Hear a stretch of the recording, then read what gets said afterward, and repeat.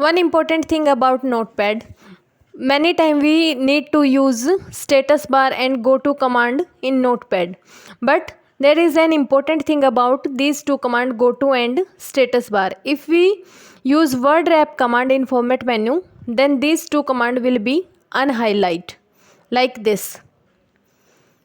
To use these two command, we have to of word wrap command.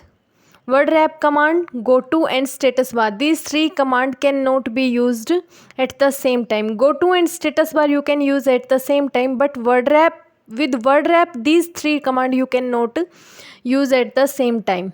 To use status bar and go to command, you have to off the word wrap command in Notepad. For complete tutorial, you need to go on my YouTube channel and see the complete video about the Notepad. Thank you.